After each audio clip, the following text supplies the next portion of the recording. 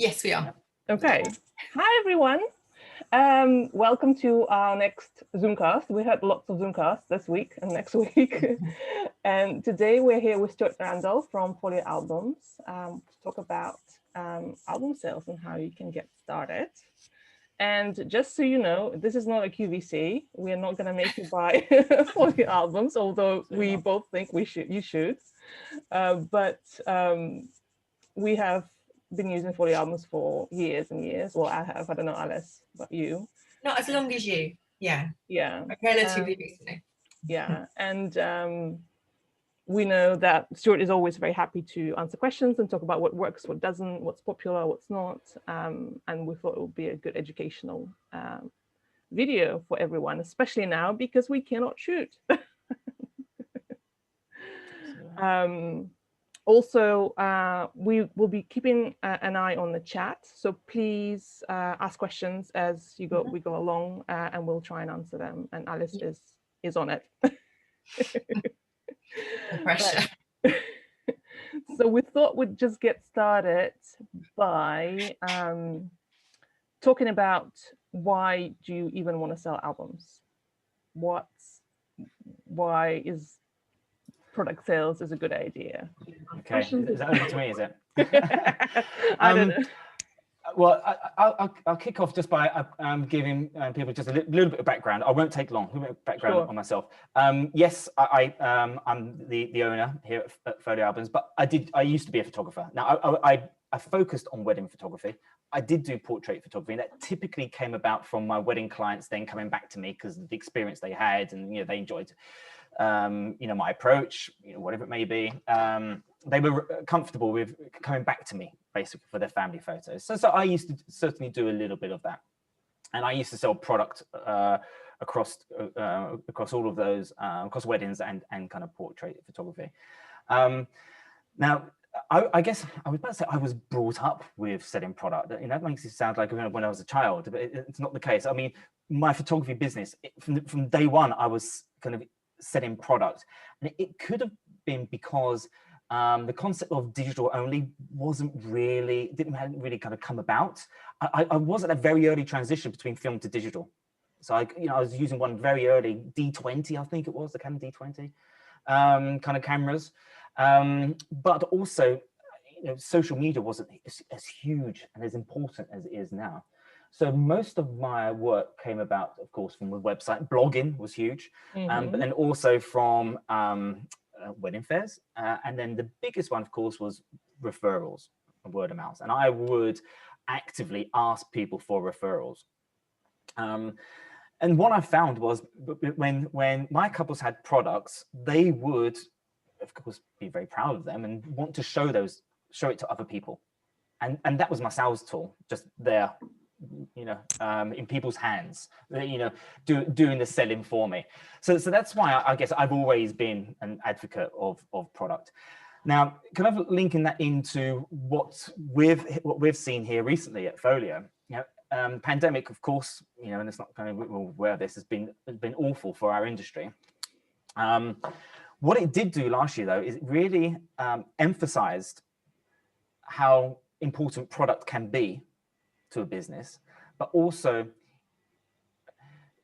if you hadn't sold product, perhaps because you didn't feel it was relevant, or you didn't feel people could afford it, perhaps it just felt too expensive. What we saw in the first lockdown last year, so many books being ordered by photographers who primarily offered digital only, or photographers who offered product and digital, their clients from previous years buying product. Because we did some analysis and we looked at the dates being put onto the covers, and then we had one book from 30 years ago. So clearly that, Wow. Yeah, which was really cool. The images were just wonderful. And so it was just really interesting to see that these kind of photographers, I guess, almost forced to sell because of the situation, kind of perhaps realize it's not as hard as, it's not as scary perhaps as they made it out to be. And I was in the same situation when I started my business. I was scared of selling myself. You know, I just felt like, you know, who would pay £500 to book me for the wedding day, and then who would pay £800? And the price, you know, slowly as I got confidence, the price would go up. It's exactly the same with selling everything. If you had confidence in it, it just becomes easy to sell. And so I think that's what happened last year. And this year, it feels like there's optimism, you know, be it the kind of the Biden effect, the vaccination effect, whatever, I'm not entirely sure. But we ran a sample promotion in January, and the number of samples we sold was incredible, based on the fact that nobody's shooting at the moment. So that's saying, yeah, that's saying to me that people want to have the product, you know, even if they can't meet people face to face, to do their Instagram show reels, to you know, do Zoom calls like this and kind of show people, but also for themselves as well, to kind of understand what the product is. So that's really encouraging. So I think in terms of kind of starting out and trying to relate that to kind of portrait photography, I think it is different from weddings, clearly. I think one of the, and please, you know, it's been a while since I've sold wedding photography and portrait photography, so, you know, things have changed. So correct me if you disagree.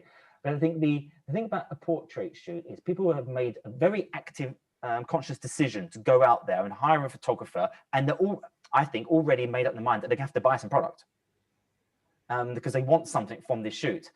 A wedding, of course, they want some photos, but there's so many other expenses that are come along with it, that they do try to economize in areas. So I think sometimes it's not a given that they will want a product with the wedding photography. Perhaps it's not a given that they do with the portrait photography, but I think there's a high probability of it. Yeah, I think with weddings, what I've seen, you know, I don't photograph weddings anymore, it's been a while, but it seems to me that with weddings, often the decision can be delayed. And then once they've kind of like, it's all over, then they order albums, which is a good strategy for some photographers, not to include it in the package, but sell it afterwards. And it's kind of the same with portraits where, yes, you're right, it's an investment, it's an active decision. It's not necessarily the done thing, right? Like for weddings, it's kind of like you assume you're going to get a photographer, whereas for families, it's a decision. And I think sometimes people just don't know what they want. And you kind of have to decide for them what is it they might want and offer it. They know they want the photos, but what does the actual tangible thing look like at the end? And that's where I think we have to do a bit of work in educating people. You don't just want something that sits inside a hard drive. You want something that you're going to walk past on the wall every day, or something you're going to pick up off the bookshelf every day. And everyone's different. I think there's a much bigger variety with family photography compared to weddings, I guess. But thinking back to my time as a photographer, I never thought of myself as a salesperson during that kind of process. I always thought of myself as a consultant, because it's a completely different attitude. It's a different way to approach the situation. And you're absolutely right. Sometimes people just don't know. And so that's why, you know, if they go, I think that's why people would come back to me after the wedding for their family photos, because they would trust me to, you know, to offer the right product, or, you know, create the right images for them. There's a chance I've already been to their house as well. So I know what kind of taste they have, what kind of style they have. So I'm not going to recommend perhaps a really ornate gold frame when they've got a minimalist house. You know, it's just, you know, common sense like that, really. I think that's a really important point, that we build the trust of our clients, and they let us into their homes, and you can find out so much about people. You can get a feel of, is someone an album person, or is someone a wall art person? And then when it comes to albums, I mean, we can, you know, you've got so many different covers to choose from. You get a feel of what they're going to go for if they go for an album. So they want something bright and colourful, or something, you know, more classic looking. There are lots and lots of clues there to leave people feeling really good about what they've bought from you.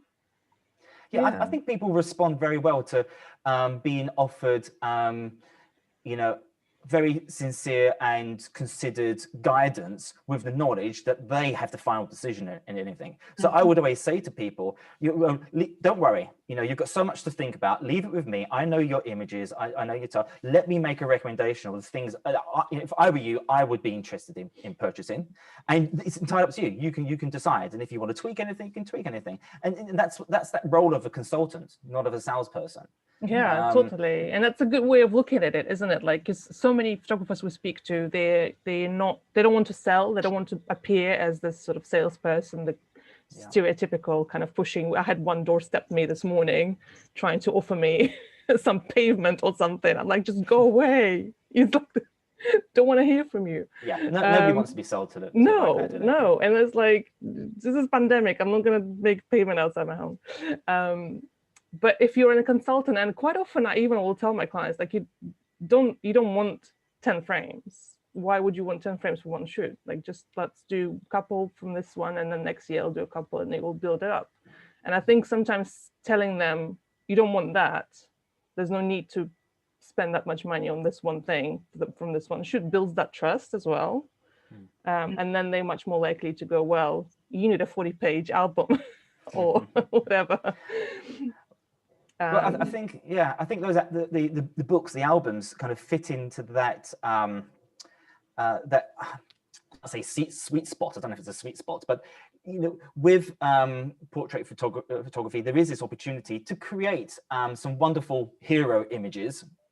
But then, you're going to create, a much larger collection of images as well. And like you say, you can't have 50 frames on the wall unless you've got a mansion. But it's very, very hard to do that. So if those images if the customer wants to enjoy those images, then how else can you do it? Now, of course, you can have multi-frames. With lots of images in multi-frame, you can have individual prints. We do print boxes and print wallets. You can build up a collection over time. But then the books do help to create an heirloom item, something that's going to last and can be passed down as well. So that's kind of where it sits quite nicely, I think. When you've got those larger collection of images from a portrait. And particularly with documentary photography, which we are here to do, that helps you tell the story. Yeah, we call it storytelling, and I think an album is for me, it's the very best format to show that story. And if you go to a studio, you have a portrait shoot, the images kind of stand alone, they don't necessarily build to something. But when you have a family documentary shoot, they're more than the sum of their parts. And laying it out in a story, in an album, is a way to tell that story all over again. Maybe you condense it a bit, maybe you focus on something a little bit different. But I love personally the creative process of designing the album, and I love giving that to the client, that here's a tangible thing which is more than just the photographs individually. It is your story. I absolutely love them. I love it when people order them as well. Yeah. Out of interest, Alice, have you used the matted album at all for portrait shoots, or just the fine art book? No, just the I want to say normal one. Yeah. The non-matted. It looks beautiful. I imagine you don't fit as many because the pages are, I guess, twice as thick. Probably more than twice, actually. But you're absolutely right. You've hit on the key point there. You don't use as many images, and sometimes that can work well for a shoot where there aren't as many images, or if it's not a full day in the life, if it's a shorter shoot, so the story it's not as long, perhaps, or as comprehensive. But the other nice thing about it is it does bridge that gap between wall art and a book, because the images are framed underneath a mat. So you get that feeling that each the way I describe it is you linger a little bit longer on each image. Is it typically just one image per page then with matted albums? No, it can be multiple pages. I hope I've got a book here. Laura Wood. I don't know if she's on the group. I'm not sure. Wonderful book. I've got a fancy setup here. If I turn this camera on, you turn it on, I can kind of show you like an above view. So it might be useful just to see how a book. Oh yeah. This is a first fancy camera. Here we go. Oh wow. So this is what we use to do like a virtual showroom. This room here. So okay. So let me stand up. Yeah. Well, I don't. It's quite flat light in here, but I don't know if you can see the beveled edge on each image.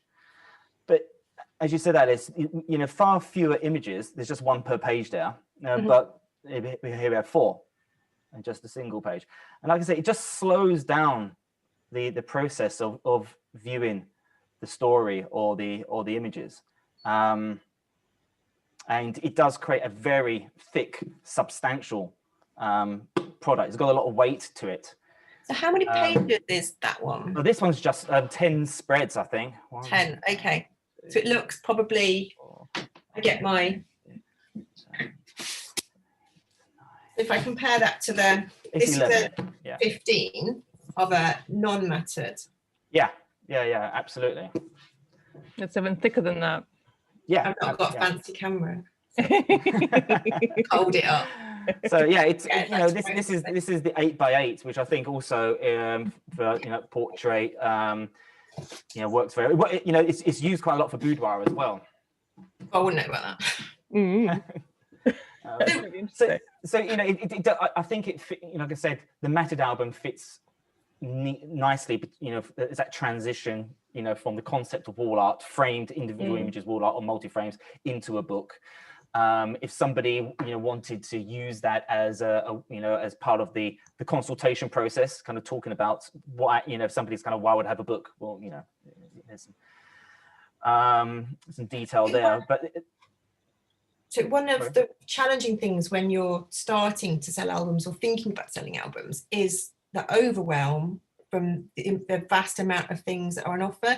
You've got to choose a supplier, and there are lots of suppliers, and then choose a type, and then a size, and then once there's so many cover options. You could offer everything the supplier offers, or you could narrow it down. I think it's really easy to sort of you don't know where to start sometimes. I know that I spent a year finally landing on Folio for my album supplier, and I think one of the things that I appreciate was being able to go to trade shows and sort of touch albums and look at them, but without that it feels a bit harder for people now starting out. You offer you send a box out, don't you? A loan sample. You send a box out, but you loan an enormous box of albums. Yes, yeah. Although we had to change things, of course, with COVID, in terms of making them COVID safe and sanitizing them and things like that.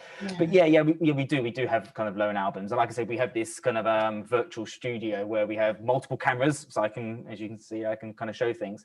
But I think you made some really good points about the complexity of maybe the cover materials, the different type of books, which supplier to use, so on and so forth. And I think to kind of maybe take what you said there and to turn it into questions in how would you choose an album supplier or frame supplier or whatever it may be. It's like, are they easy to speak with? Are they easy to talk to? Are they helpful? Because all of the companies are going to have complexity in terms of their product range. It's got to be about the support you get from that company. Of course the product needs to back that up, but so long as you can get really good support, any of that complexity can be taken away. It can be answered. It can be sorted out. It can be advised. So on and so forth. I think those are the key things. Yeah, for sure. Like I know for me, when I sell to my clients, I don't show them all the options. Not at the start anyway. I pick a few that I know work well, and then if I get a feeling that they might need some extra options, then I will offer it. So I think that step, it's kind of like you have to be that someone who knows, even if you feel like you don't know anything or you don't understand anything, you kind of have to pretend and make choices for your client essentially to start with. But then a supplier can help with that. It's a bit like editing, isn't it? That part of the service is instead of giving someone, like say you shoot 1,000 frames, instead of giving someone 800 of them, because it's actually culling is really hard. I think we had a conversation a while ago and everyone said that was like the worst thing, worst part of the job. It's really hard work and it's a skill and it takes time to cull down, but it's what you offer. You offer people the best in a collection which makes sense as a group.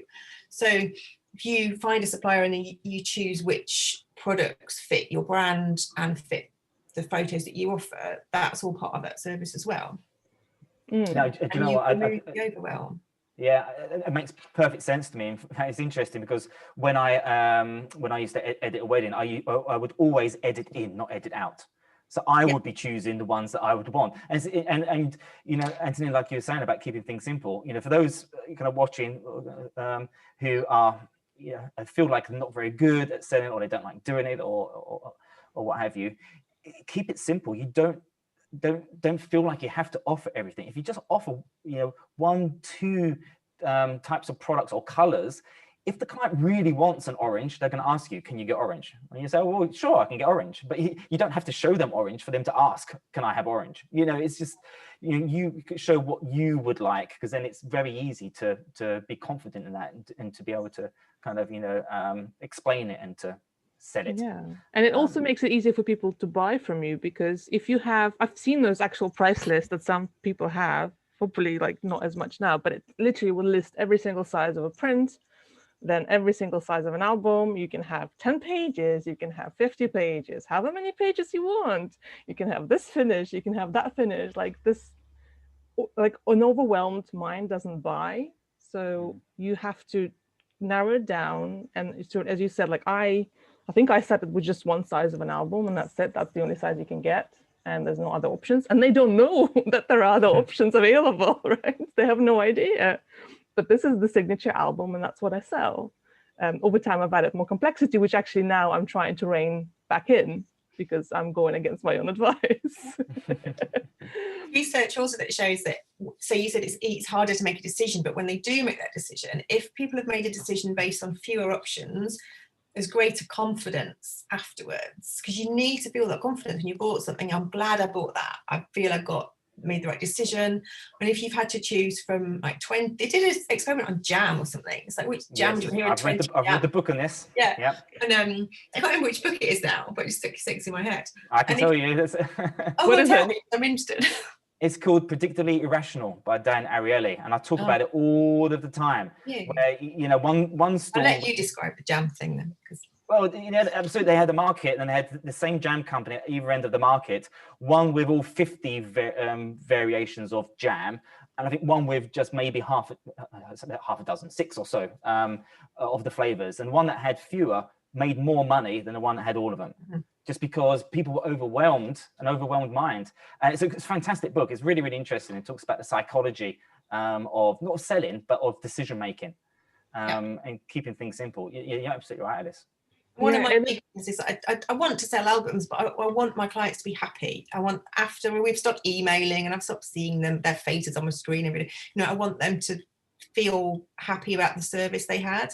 And so that confidence in the thing they bought is really, really important. Leaving them with a good product as well is obviously, the most important thing. And another thing I would say in terms of searching for supply, I know some people go with like, there's a local supplier, I'm going to go with them, which is a pretty good decision to make, because then you can always pop up into the studio or whatever and solve any problems. But for me, it's always been like, I don't want to have a headache or worry about the box that's going to drop on my doorstep and worry that something's not right. I want to have confidence that 99.99% of the time, everything's going to be just right, because I don't need that stress. And sometimes paying a little bit extra to not have the stress definitely is worth it more than whatever 50 quid or whatever I can save on the cost of an album. Because I've used other suppliers before, and it's just constant headache. And I'm like, yes, they will solve it, but do I need the stress? It's like stress insurance. Yes, stress insurance. That's a good way of putting it. Priceless these days. Yeah. Quite a lot. That's interesting. Nice to hear, and it's interesting because of course we don't add on a stress insurance, but because our process is quite slow compared to some of the other album manufacturers, because we are specialists in the fine art printing. It is a little bit more labor intensive, but because of that, like I said, things have to be slowed down from the way that the team member is working on your images, your book, and how it's passed from team to team. It means more eyes get to see it for longer. So there's more of a chance that we'll pick up something that isn't quite right, and then we can address that before it leaves us. So that's kind of one of the I guess, benefits, but also it's a hindrance because we can't necessarily sometimes turn things around as quickly as people want. But, yeah, but I think I like the fact that you're always very honest. Like I've had situations with clients like, can I have it, tomorrow, whatever, and you guys are always very honest about yes we can, or no, there's just no way. And that actually I appreciate that honesty rather than you trying to please me and going yes totally, and then it doesn't happen. Yeah. And I think it's not waiting for things makes you appreciate the quality of it. It's like it takes a reassuringly long amount of time. I mean, it's not that long though. It's like it's not that long. It's not long. It's not long, really. It's not long at all. Yeah, would you mind just reminding us the title of the book, of the Jam book? Yes, Predictably Irrational.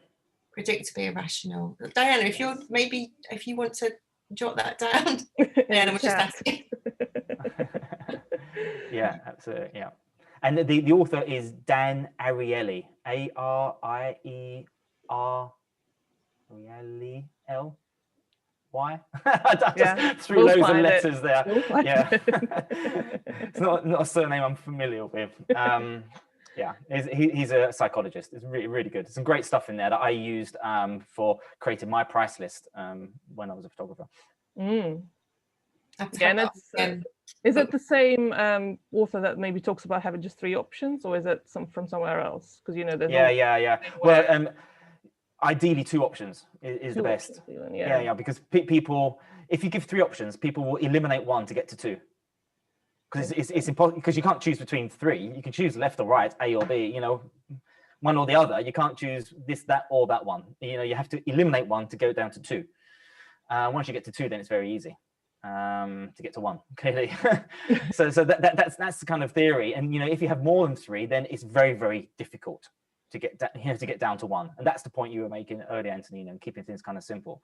So if you've got more than 3 options, you're making it hard already. If you've got 3, it's okay. If you've got 2, brilliant. It's very, very easy. If you've got 1, I mean, great. That's the only choice. That's it. Yeah, the 1. Yeah. Well, I often have 3 options, and then people, when you have 3 options, people will usually just go for the middle because it's like. Yeah. Or the other thing they do is they look at the 3, and if there's 2 that's similar, they will eliminate the one which is dissimilar and focus on the 2 which is similar, and then choose between the 2. And again, in the book, it goes into all of this about how that kind of works. And it's kind of, you can use that 3rd as a bit of a kind of a red herring to draw people towards the 2 to then choose between 2. And I did this with my wedding photography. I used to have 3 options. It was kind of 2 options. You might have heard this before, Antonina. I'm sorry if you have, but it was kind of 2 options, but it was kind of 3. So basically, they could either have digital only, or a digital with a 10 by 10 and 20 spreads, or a digital with a 12 by 12 with 15 spreads. So all 3 of them had digital. So that means they're easy to compare. And then 2 of them had books. So then if you looked at the 2 books, either one had 10 by 10 with 20 spreads, or one was a 12 by 12 with 15 spreads. Everyone would go with the 10 by 10 with 20 spreads because you get more images in it. It's better value. So I hardly ever sold digital only. And I mainly sold the 10 by 10 with 20 spread every single time. So you basically made it look like they have a choice, but really they don't have a choice. That's why it's predictably irrational. Yeah. That's exactly why psychologists can predict how you're going to purchase before you even know. That's fascinating. It's Definitely, really, I'm going to buy that book. Yeah, I've heard about those jam experiments, but I've never read the book. So that's going to be on my list now from drowning in books. A question from Becca, who asks, do you only do X number of feedback rounds? I do have a new album offering, but I worry about the time it takes to create albums. Becca, I'm not quite sure what you mean by X number of feedback rounds. That's probably once you've done the design. Oh, I see. Right. Oh, yeah, we should definitely talk about the design. Okay, so maybe I'll talk about it from design. you love to do it. Not everybody loves doing it. For those who don't love doing it, we offer a free design service. That might be talking about that, or it might also be talking about if you were designing with your client. And I can talk about both from what we do here, but also from my experience. I'm sure you guys have experience on this as well. So, of course, you could design the book yourself using our software, but you can ask for a free design. If you ask for a free design, we will do that for you with a specific number of images. We don't take your entire wedding and choose the images from it. We need the images for to go in the book. And then that includes 1 round of changes that we will do for you as part of that design. It's in your account, so then you can do whatever you wish with it, as many changes as you like. So that's how we work.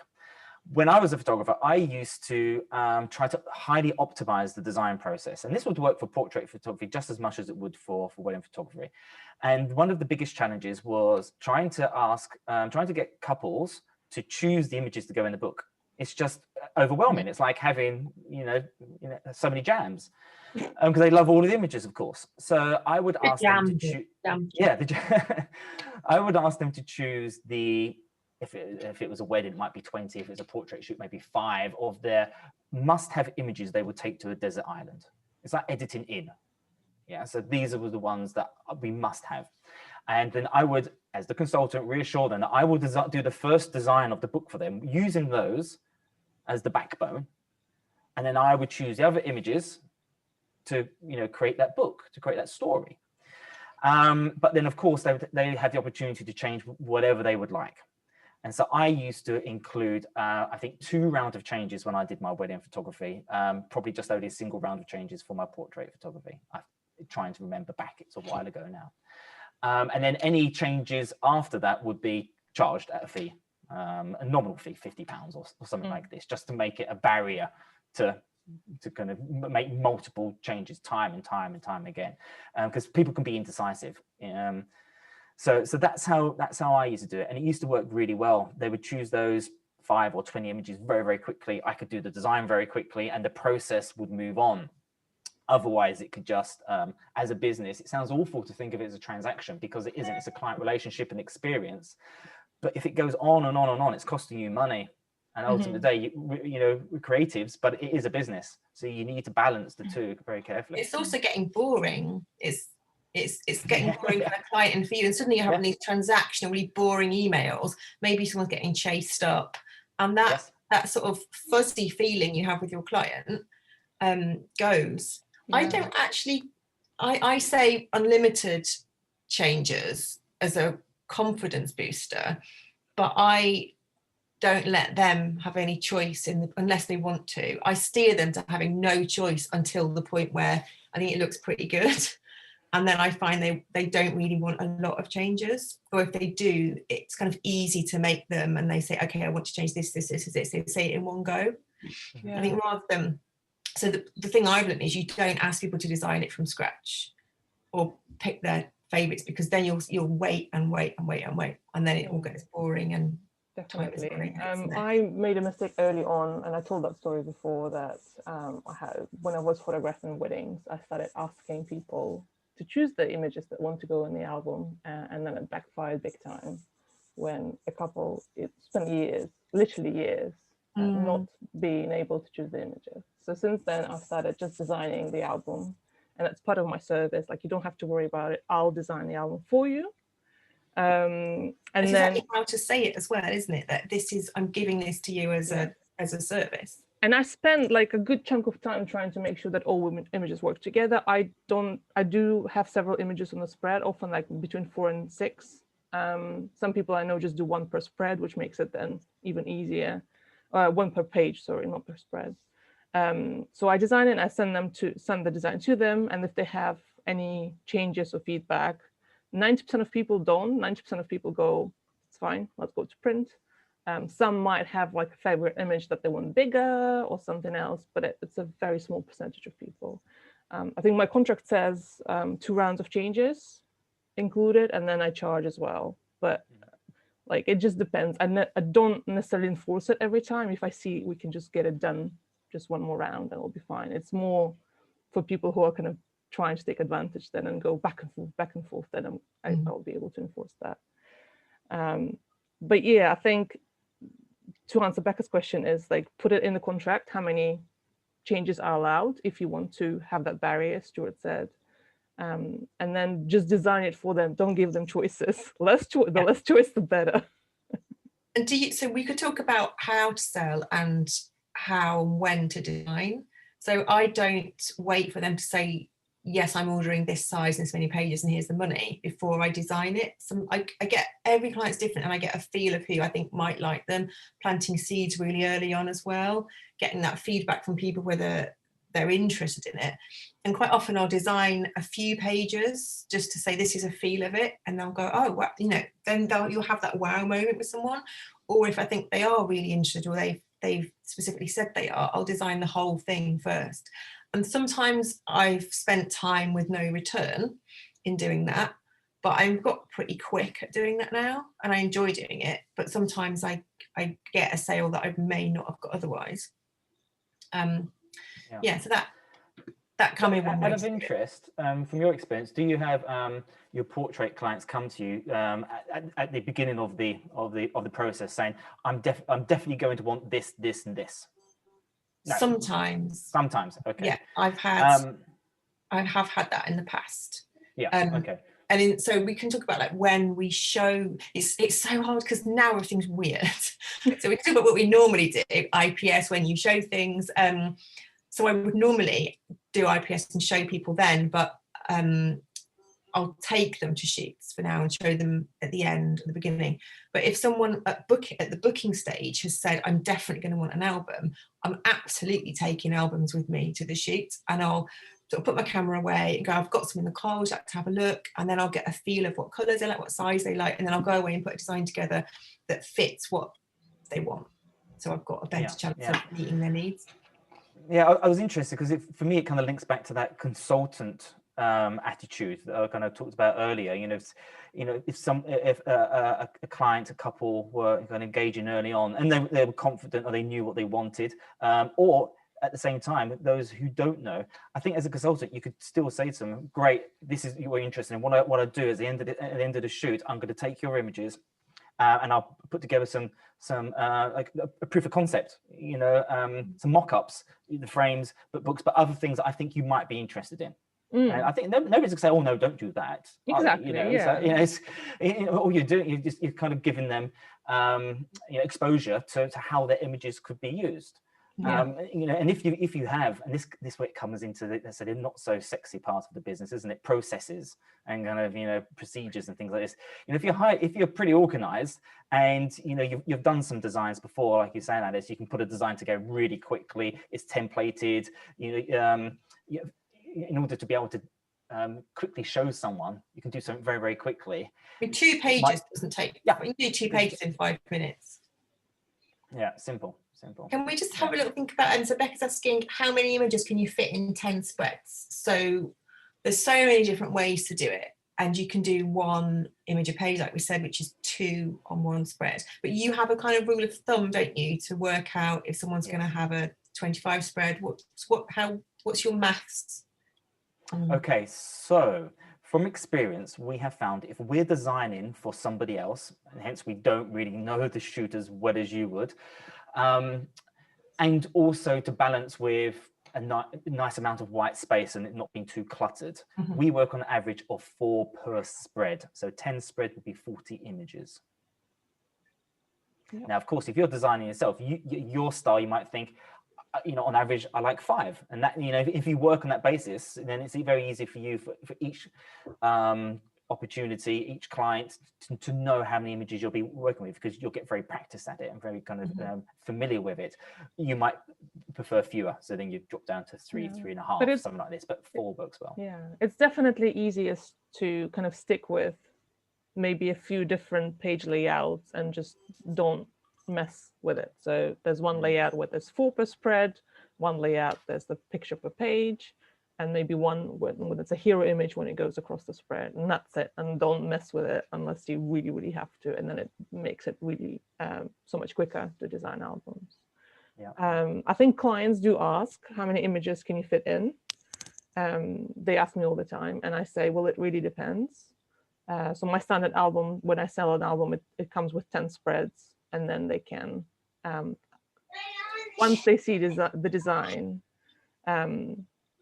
we can add more. So if I design an album, I might add more than that, and if they want to keep them, they have to pay extra.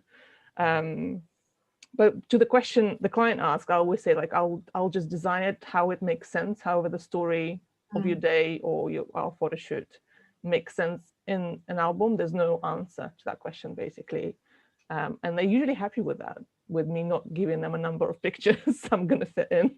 Well, you're doing the work for them. That's the thing. It's one thing I say to my clients is like, all my clients have got kids, so none of my clients have got time to do this. And if they do have time to design an album even, that's amazing. Good for them. Brilliant. Well, I think there's this concept of trust, isn't it? And kind of, if somebody's inviting you into their home to take, very kind of personal family photos, the amount of trust required for that is higher than the amount of trust they would give you to do an album design. If you've achieved that trust, you can quite easily say to someone, trust me to use your images wisely to create you a beautiful initial design that you can then decide what you want to do with. You've already gained this trust. This one's easy. Definitely. So price is a barrier, isn't it? And we've got a question from Diana who says, lots of great tips, Stewart. I know my customers have appreciated and loved their folio albums when I've sold them. However, what advice would you give them when customers have reticence on the high prices? Oh yeah, it's a tough one, isn't it? It is. But price is a barrier to photography services anyway. Yes. And a lot of that is because everybody's a photographer now, aren't they? Everyone's got the phone with a camera on it. So digital photography is free. It's kind of it's a throwaway kind of item. Whereas, of course, what you're not selling a digital photo. You're selling the experience, the professionalism, the service. The moments, the memories, all these kind of things. So that's kind of where the whole process, and it's from the very beginning of the process, that first engagement. I think Antonina's talked about this in the past, actually. How they feel there right through to the very end. So when you get to I say the very end, product shouldn't come at the very end. It should come at the very beginning. But what I mean is through that entire process, nothing is a shock, nothing is a surprise, and so it's all accepted as part of your service. Now, in terms of kind of pricing, let's kind of dig in that a little bit deeper. There's also another layer on top of that, which is where you are in your business, in development, perhaps where you are in the country or which country you're in, comes into play as well. And I guess the market, your target market, is kind of that kind of third element. Now, when I first started, for me, my product, the purpose was as a marketing tool. So I didn't add a huge amount of margin onto my product in the very early days because I wanted to absolutely guarantee that people would have them. Or I just wanted to ensure my prices were more palatable, in line with my confidence at that time. Okay. But then, of course, as I became more established as a photographer, better known, a huge kind of referral network, I could pretty much price my books, my products where I wanted to, within reason of my market. But because that wasn't an issue, because they'd already made the decision that they wanted to hire me, and it was just accepted, and they'd seen the product at the very beginning, accepted that was just part and parcel of it. So we have like a markup calculator on the website that you can use, and yeah, sure, if you start to kind of price up a 12 by 12 matted album with 20 spreads and you multiply it by 2, it's going to be expensive. The other thing to remember, of course, is just because it feels expensive to you, it doesn't necessarily mean it's expensive to other people.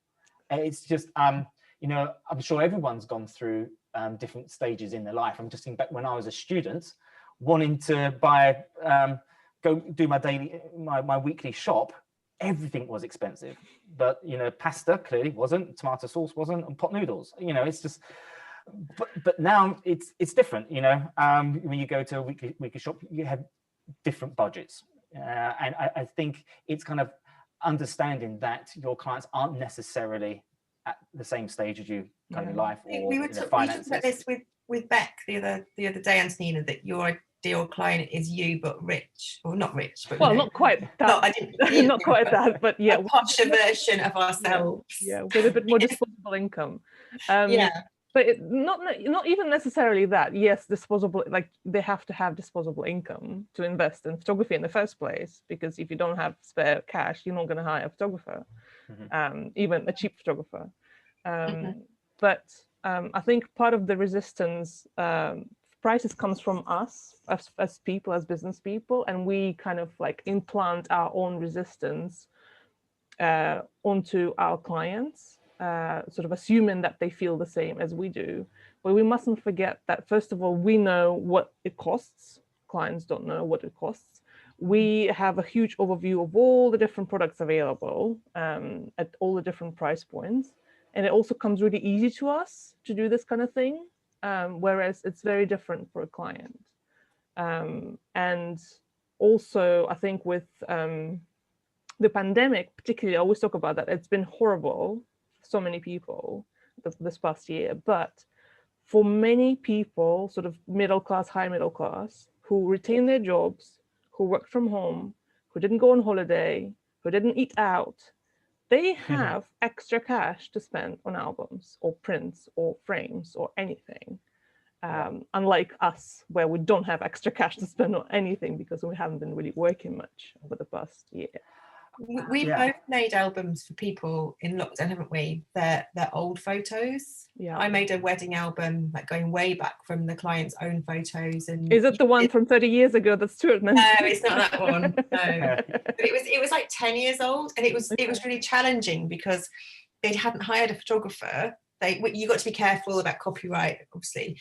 They just different, like Uncle Bob and Auntie Bob, you know, there were like 3 or 4 people taking photos, and there were some technically okay ones, some technically not okay ones. And I included an editing service.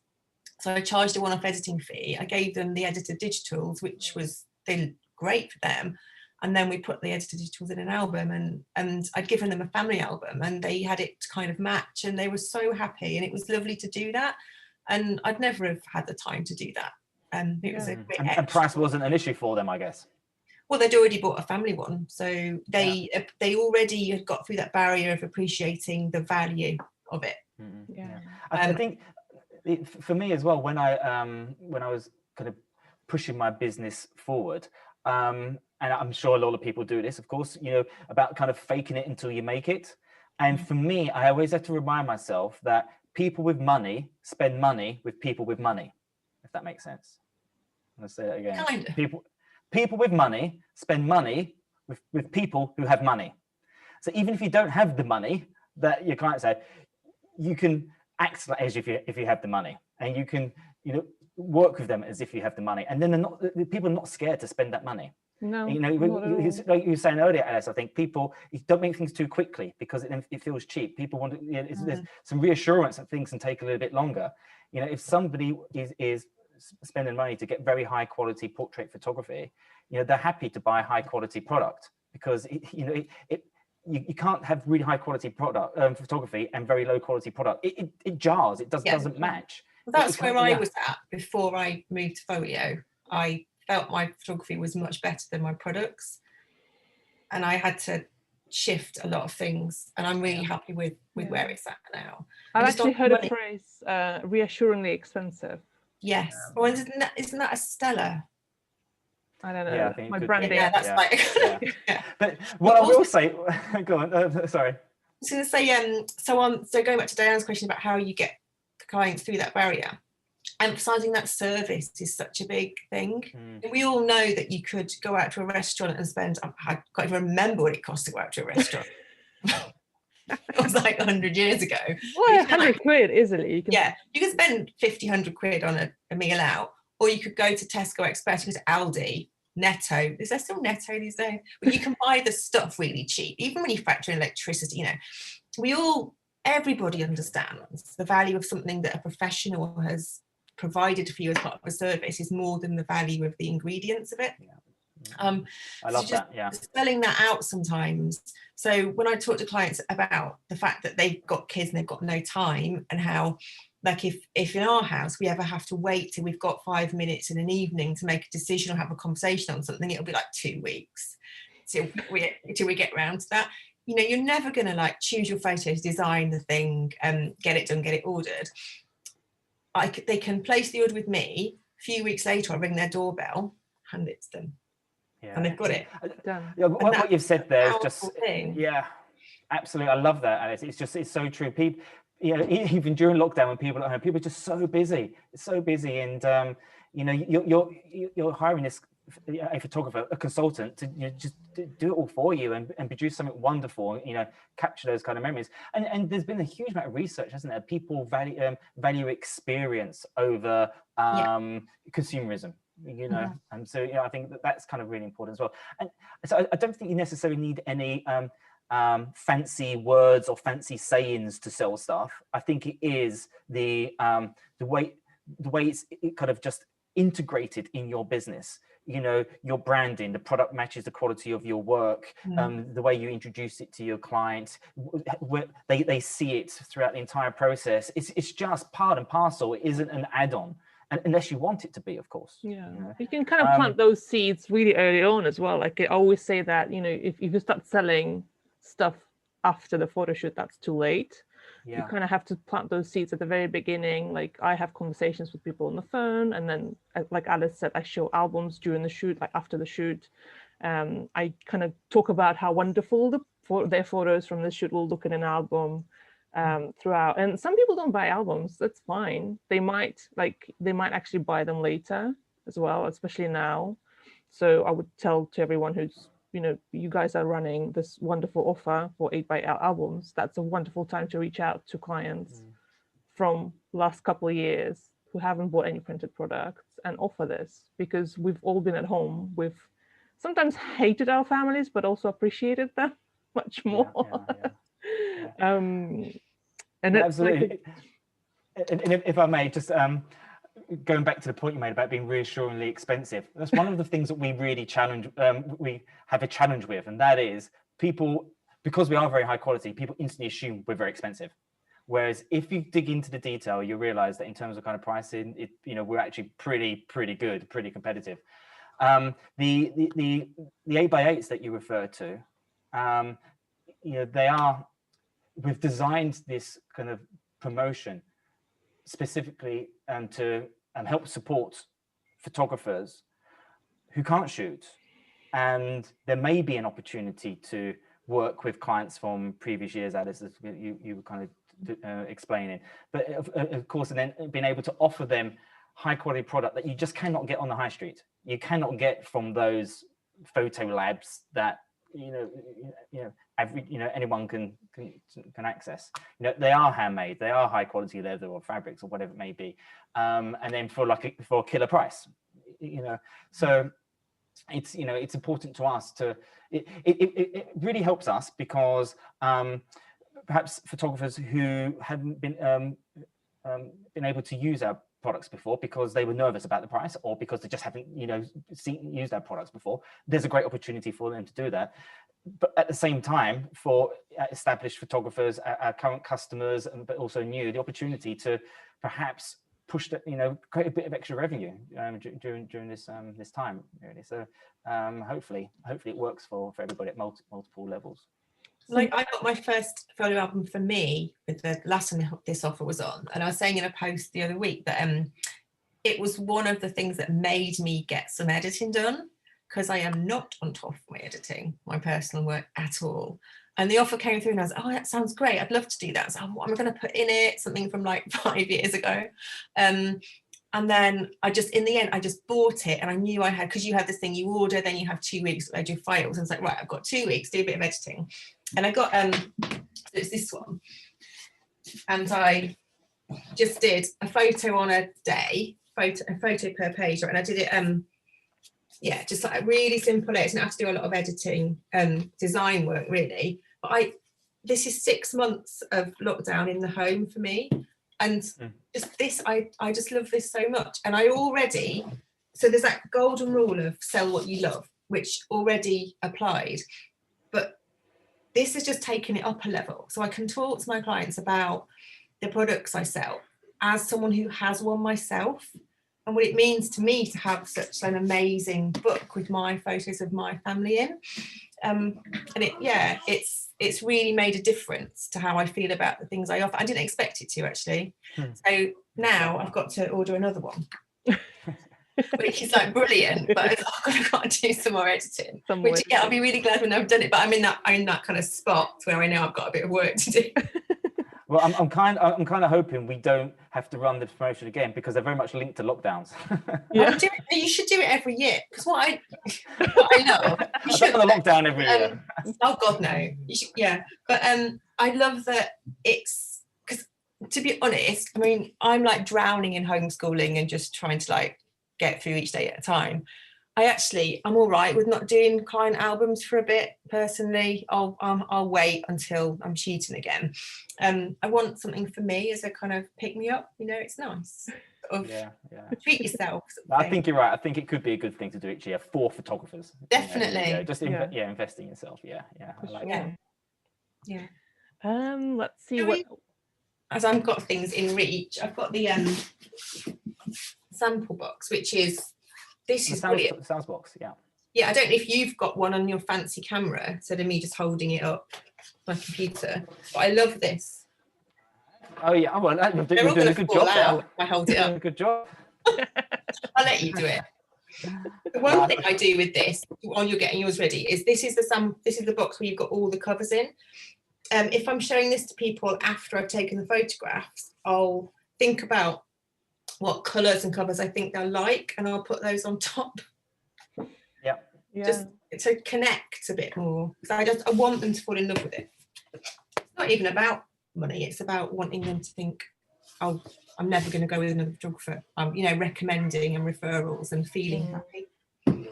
Yeah, well, we created that box because going back to, I think we were talking earlier about, it can be quite complex, all of the different options. And I know that a lot of people, it helps them if they have confidence in kind of trying to understanding what is available and what isn't available.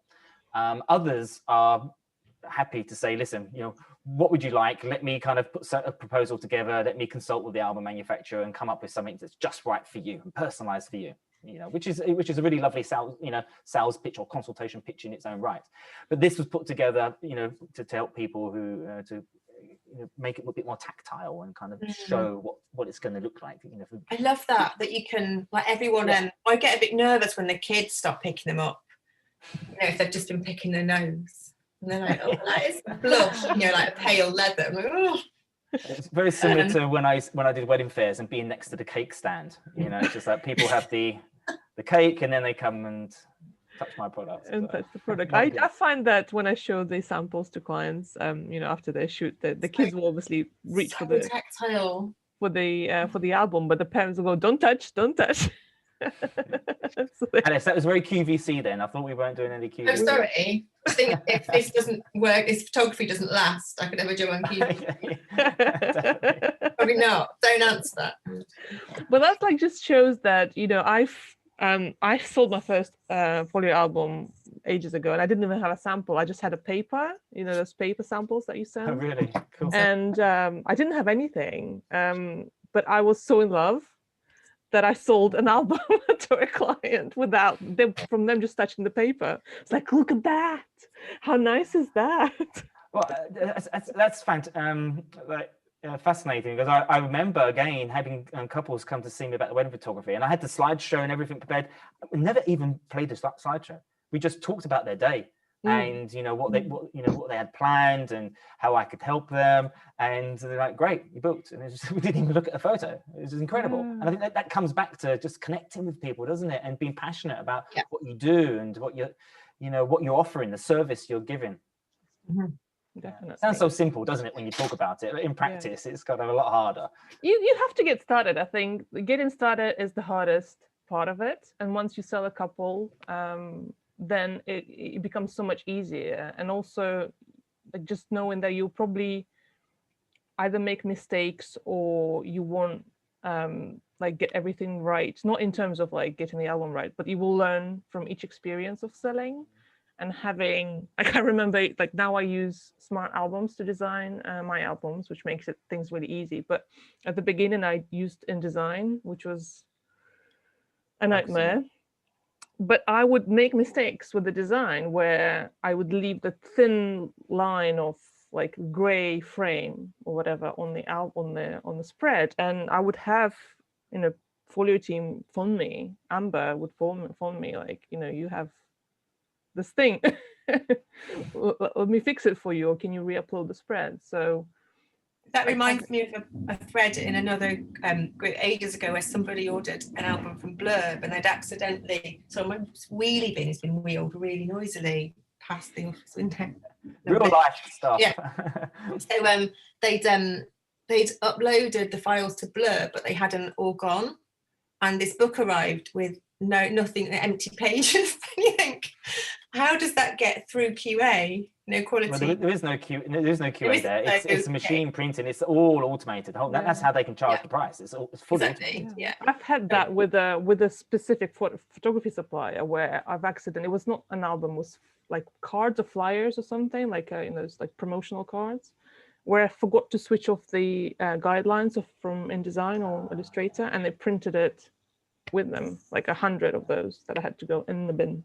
Couldn't even be recycled because they were glossy and everything. So I just use the Folio designer on the website. There's lots of different ways to do it. And I think that's another thing when you get started, the first time you do anything that is going to become a process, it's a bit of a headache. You have to figure it out. You have to time it out as well. How long is this going to take me? Building all that into your pricing. But like anything else, once you're up and running, it all works. And designing albums is, for people who are creative professionals, it's often, I guess, quite enjoyable. So it's just getting started that's tough, but have a go, get samples, just start talking about them. Choose the things that you love, that you really love, get one for yourself, see how that feels, and then you're selling something that makes your eyes light up when you talk about it. You're halfway there. Yeah.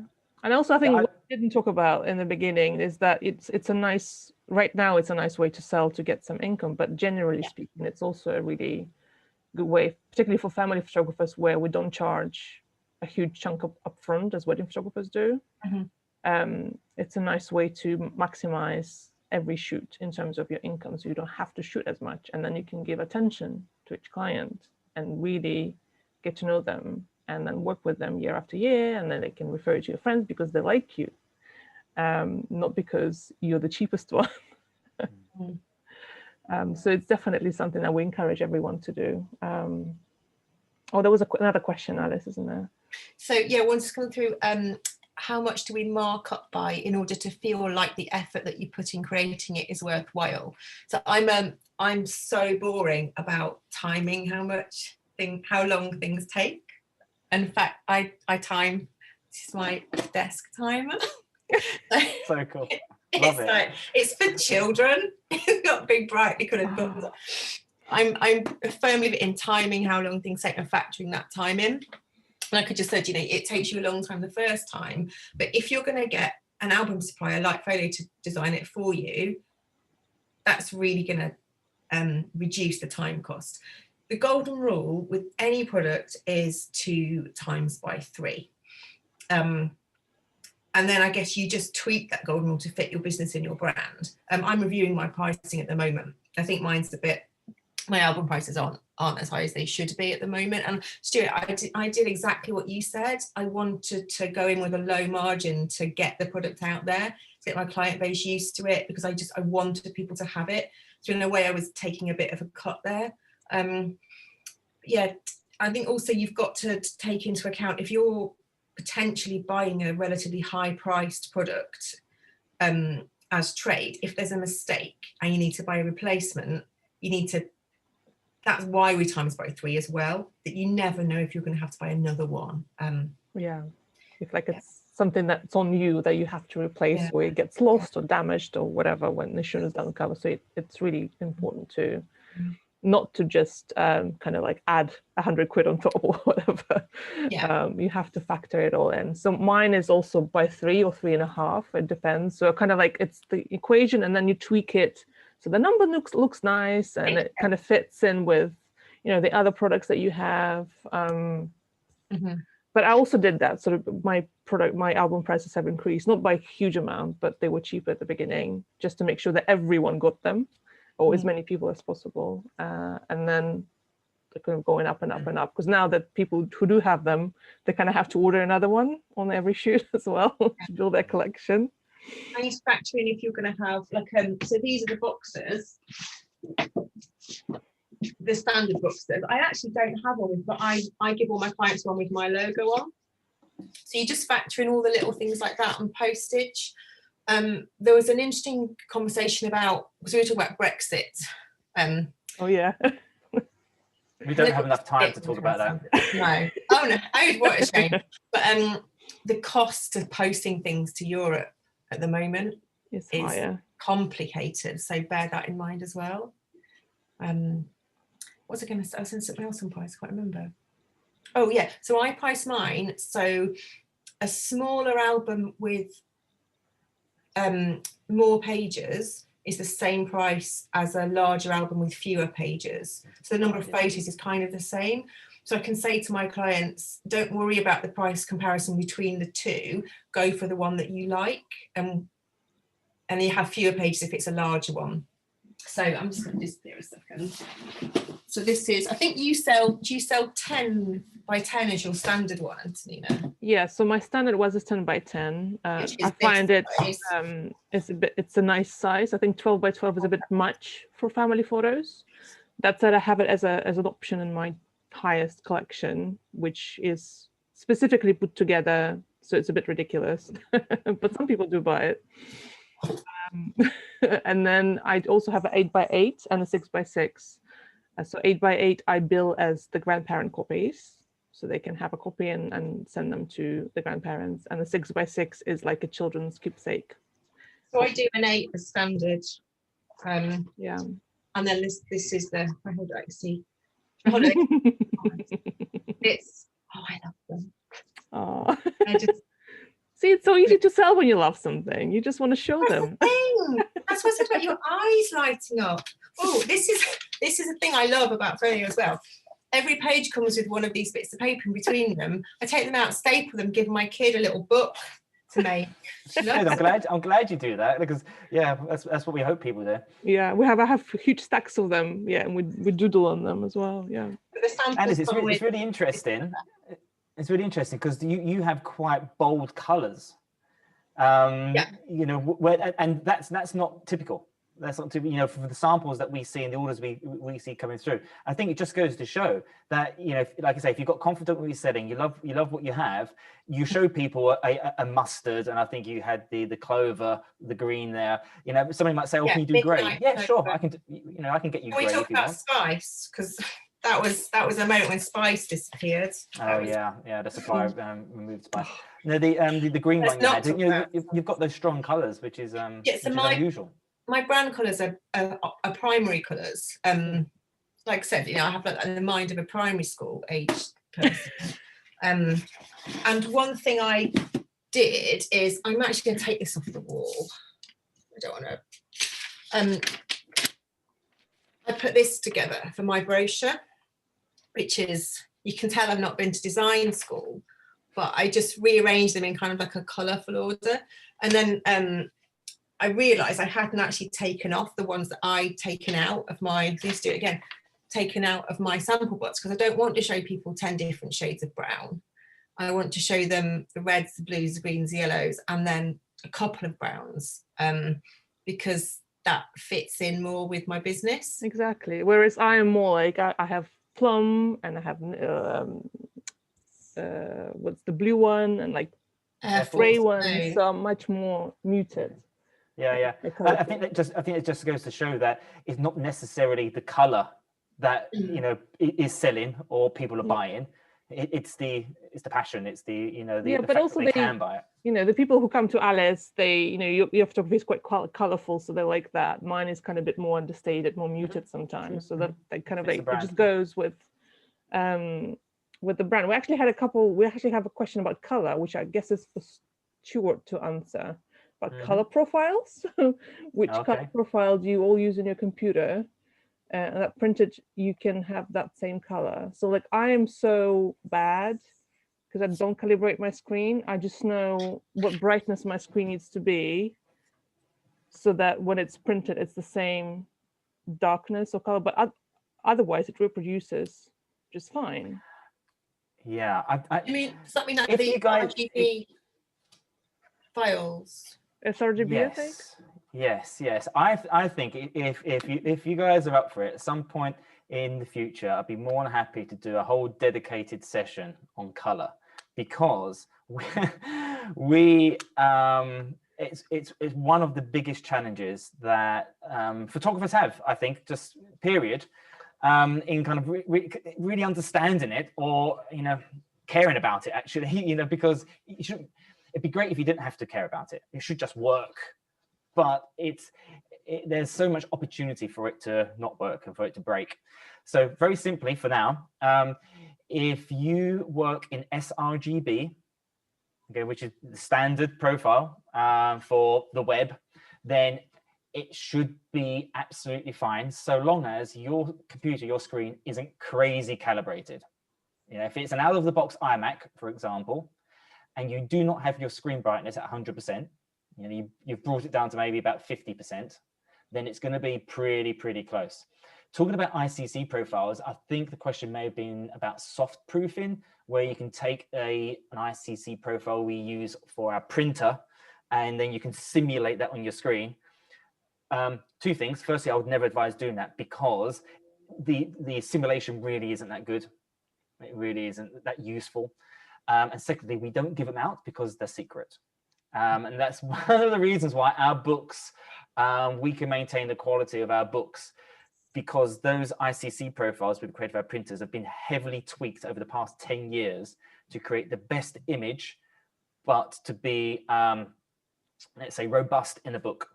Whereas a lot of the other companies will suffer with offset, with ink transfer from one page to another page, whereas you won't with our books, because of our printing profiles that we use. Yeah. And they are secret. It's kind of like the KFC recipe. Yeah, I would say to Anna, who asked this question, is you can, because you also do prints, and you can order a print in the same paper as an album. Mm-hmm. Just print one of your pictures, just as a print, as a fine art print, and then you'll see. I don't know, when you do a print sample pack, it's not customized, is it? No, we do. So extra complexity here. So when you order fine art print from us, which is just a piece of paper, and it's not in a book, it uses a completely different profile to the images printed in a book. Because ignore everything I've just said. The ones in the book have to be carefully managed. So if you order our free bespoke test prints where we use your image, then that's the same as a book. If you order the sample pack, which are these ones here, then that's a different profile. That's our fine art print profile. Okay, which is the maximum quality you can achieve with the printers. The other easy way to answer this is, if you want to talk about any of this, is it Anna? Anna, yeah. Book a virtual showroom via our website.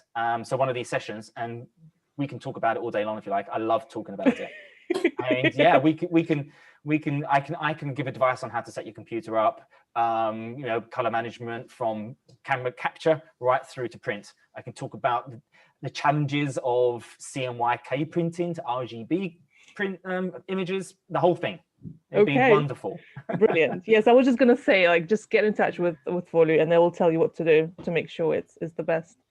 Becca asked about keeping the same design across all the sizing, so you don't have to recreate the design. So yes, when I order copies, it's fairly easy. You just tick the box. I don't have to re-upload the spreads when I order copies. We've been talking about the square versions, but of course you do rectangular portrait.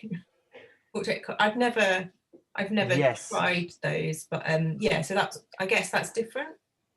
The principle's the same, and that's why we with the landscape or the portraits, we do A4 and A5, because they are in the same, the aspect ratio works.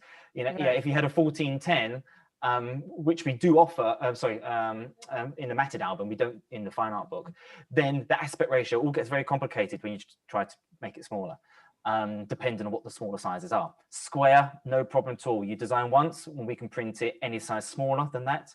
And again, with the A4, we can do an A5. It's very simple. Yeah. What do you find are the best-selling albums generally, and at the moment during COVID? Okay. Right. So the best-selling albums, it depends on who's ordering. So the over 50%, I want to say 55, 58 of our percent are female, of our customers are female. Okay. And my view is the women know how to sell to women, or what women want. There's a film, isn't there, What Women Want? And so I would typically use that as a basis to say what's most popular. Now, if I do look at the demographics, I see the guys tend to order more bigger albums, the 12 by 12s. Now, whether that's just because bigger is better, and that's what, you know, whether it's because they're more confident in selling. It's dangerous, but these are actual. This is actual statistics. So if the people listening to this want to know what's the most popular, then I can tell you it's a 10 by 10, without a shadow of doubt, and it's with approximately 820 spreads. So 820 with 20 spreads. 20 spreads on average, an average of 20 spreads. So and then the most popular colors are mist, jade. I'll lay them out for you. The most popular colors: blush, Regency blue, and you'll see the color palette immediately when when I flick the screen on. Mist and jade. Where's jade? Jade. Those are the most popular colors. It's a very in terms of palette. what we're ordering. There's a fabric there. That's Tusk. Now, if we think about the other demographic, the most popular colors are plum and Air Force blue. Oh, that's my favorite. And forest green. So is that the other demographic? You mean the male customers? Yes. Yeah. That's very interesting because I mostly order plum, Air Force blue. Yeah, you do. You do. Yeah, I do. Yeah. But like I said, you know, it's of course within those demographics, you're always going to have, Obviously, you know, people kind of, you know, Air Force blue. Interestingly, I think you had one, Alice, when we did the 8x8 promotion last year. It was the biggest seller by far, and I always thought it was a very masculine color, but no, we see it all across the board. Air Force blue. Well, it's because of the Farrow and Ball thing, I think.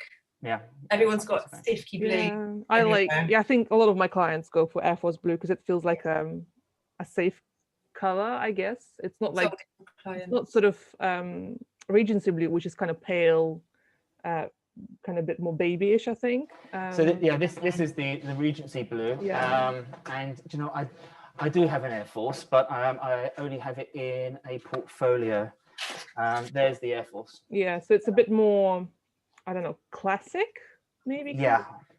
And a lot of people feel safe with it, I guess.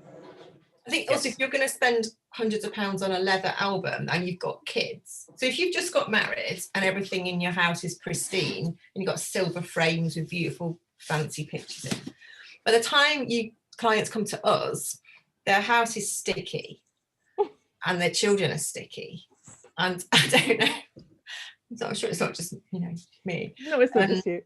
But I'm not selling any pale colour leather albums to people with young children. Really, I've sold a black one.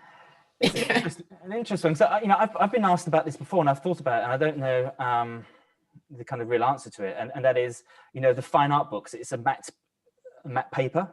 Are they wiped clean? So no, they're not wiped clean. No, they are much more delicate than a silver halide print, for example. But you know, I wouldn't give a crystal champagne glass to my daughter. You know, so why would I give them an expensive fine art book to hold or to play with? When they're a bit older, yeah, sure, you know, at the first taste of champagne when they're a bit older. But it's kind of like, you know, what's the purpose of the book? Is it for the kids to enjoy and play with, or is it for the family to keep? So yeah, I don't know the answer to it, by the way. It's just kind of I've always struggled with that kind of question, and you know, when I've been asked. And yeah, I definitely know that some of my clients don't let the young kids touch them. It's kept in a safe place, which is, I know, for some photographers is a struggle because they want the kids to be able to flick through the album on a regular basis. So we can have that's probably a completely separate conversation. You can't have an heirloom product which is reassuringly expensive and have something that's child proof. No. that's an issue for me as well. I'd love to be able to, I mean, I've sold 10 by 10 with 6 by 6 copies for the kids, but I know they're not going to be for the kids today, they're for the kids in years to come. But that's so in tune with my brand that my work is for the kids in years to come anyway. That's brilliant. Nice. But it's definitely a niggle that I'd love it if you'd make like a cheap little proof copy which was child friendly, that just came along with it, you know, sticky finger friendly version. There you go. That's a new product idea for you. There you go. I'm writing it down. No, but I do get asked that a lot, and I do get asked a lot in terms of what's the most popular color, because I think people want to know what's popular because they feel that they have confidence that it will sell. But from what we've just talked about here, from the colors that you're using, Alice, from the colors that you're using, Antonina, the color's almost irrelevant, I think. You know, just pick the ones I pick the ones that I like. And then my clients like them because they like me, I guess, and they like what colors I like. I don't know. Well, I nearly took purple out because I really hate purple. I love purple. Really hate it. But I've sold two. I've sold Morello, which is like I've sold Morello and plum, I think. And I said, oh, that. So that's the thing. I pretend. I don't know. Because I'm really honest with clients. I'm really honest. The whole idea of documentary photography is honesty. And I choose products that I love, and then I did have a moment where I had to pretend I liked purple. But you know, it's not the hardest day at work in the grand scheme of things, is it? But I had a client once where we spent an agonizing hour choosing between the various shades of white with them. Because you have like a couple of different shades. One was a bit yellow, one's a bit gray, and they were choosing their anniversary wedding album. And it was difficult. I regretted showing them the options. Yeah. And then Sarah's made a comment. I think it's because people associate lighter colours with weddings and the darker colours are more about the personality of the person. And Becca's asking, do we have a brochure we send out specifically about the albums, or do you find you get a better conversation if you talk them through it? So we've both got brochures, and one thing I think is great about Folio is you've got the Pro Zone on your website where you could lose yourself for a whole day in this. There's downloads of every colour sample. There's PDF pages. You can pick and mix. You can make a brochure from resources that you've got online, which is absolutely brilliant. I made my own with, I think I've got a couple of your images in. Yeah. I'm just looking. I can't see with my glasses if I look at something far away. I've made my own but originally I think there's some products that I don't actually have a sample of, or I don't have a good photograph of it. So I've taken the ones from your stock library of images and I've photoshopped my picture in there. Is that allowed? Yeah, of course it is, absolutely. And the other thing we're seeing a lot of nowadays is people using Instagram as their brochure. So they're using show reels or they're using saved stories. No, that's a good idea. As a brochure. Yeah, absolutely. We've seen a lot more of that. It never stops, does it? I kind of can't. No, absolutely. When you think you've got the hang of it, you have to learn something new. I hate social media sometimes. But I know some photographers do this thing where they have like a landing page on the website. It's not a PDF that you send, but you send a link.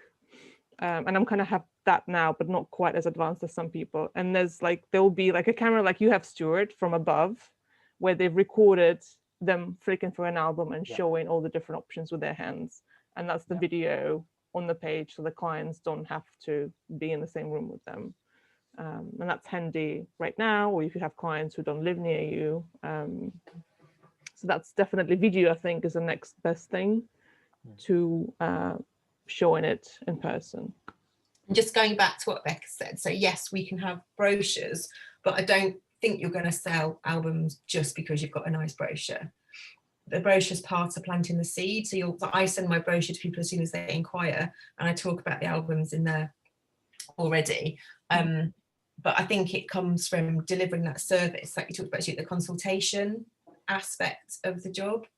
And that does come later. You've got to kind of get in there and have conversations. But Anthony, you're a little bit different to, I guess, a lot of documentary film photographers in the UK, because a lot of your clients come from overseas. So you're not going to nip back to their house and do a little IPS session. Nope. afterwards. So your routines, and you do a lot online, don't you? I did IPS and personal sales before, and I just found that, partly because some of them are overseas, partly because a lot of them, like, I'm just outside of London and it takes me an hour and a half to get to where they are. And it's a whole day to do just a sales session with childcare and everything. It's just impossible. So I switched to online, but it doesn't mean that I just plop them in the gallery and hope for the best. It's, me showing them albums after the session. Even if I'm out and about with them, I'll put a sample in my backpack and I'll show them afterwards. It becomes heavy, but I have to sacrifice for those things. Talking with them, showing them the pictures and the images way before even we shoot. So on the phone, in my price list, there's lots of pictures of albums. So it kind of plants those seeds. And then when it comes to selling, they kind of know already if they're going to get an album or not. So I don't have to sit and hold them. And it works obviously well because I have a lot of overseas clients. I think showing them is so important, because if you've just been used to getting like Snapfish photo books, am I allowed to say that? And then you suddenly see a fine art printed page with your, it's not have your kid on because it's sample, but that'd be weird, wouldn't it, if you like had somehow like put them in that quickly. That's mind blowing though, and you suddenly think. So a phrase I use to my clients is making the most of your photos. It really is doing that. It's taking something they already love and they already decided to invest in, they're happy with, and then taking it up 10 levels. And I think you have to see that in real life sometimes, just to have that wow moment. We've just got another comment. I'm on a bit of a clock now with well, we have to finish anyway. I think we've been on for a long time. It's obvious. It's nice to see other faces, other people, isn't it? You don't want to kind of leave. It's like meeting people. It's an adult conversation. I want to stay. No. I want to stay. Yeah, so someone said, this is great, you guys being on here, as I've literally just ordered my new branding sample 10 by 10 fine art book from Folio. 10 by 10, 10 by 10. And something, do we have a brochure purely about albums or part of a larger brochure? So my brochure is it's like 15 pages, and I can segment it as PDF, so I can just send someone the album pages or the frame pages or the session pages. And I tend to send it several times because you can tell people your prices 10 times and it will still fall out of their head. So I'll sometimes go, oh, here's my price and get it. And at that point, I don't want them to have to skip through 10 pages of which session is best for you or why choose documentary. I just want to go, here's this thing. Yeah. So easy. So. And I have a page on my website with my brochure with all the prices. But then when it comes to ordering albums, I have, I think, 2 pages of PDF with just swatches. Because basically, I just want them to choose the cover. And the rest of it, it's by default, it's debossed. I choose the font. I don't give them even the font choices. Like they don't have any choice. It's just done. They just pick the cover color. Right. Shall we finish on this? On this note. I don't think we have any other questions. Yeah, I think so. Unless Stewart, do you want to share anything, any parting thoughts with us? No, I just really enjoyed it. Thank you for having me. It's been great. Thank you for coming. Yeah, no, I enjoy talking about this thing. So, if there are any kind of geeky stuff you guys want to kind of talk about. Well, there's definitely someone said they definitely want a session about color. But not Brexit, no? Okay, no, I'd love to do that. It'd be good. I just guess the final thought, it can be daunting and overwhelming, but just if you think you want to start selling albums, just start, have a go. The sky's not going to fall down. Just And you can always change your mind as well. Like it's not, you're not committing for life. You don't have to do a whole price list with your brain sort of like fried from calculations. Keep it simple. You can just start with one thing and see how it goes. Yeah, definitely. Yeah. Right. Great. Well, thanks for watching, everyone, and thank you, Stewart. Bye. Okay, thanks, guys. Let's stop this.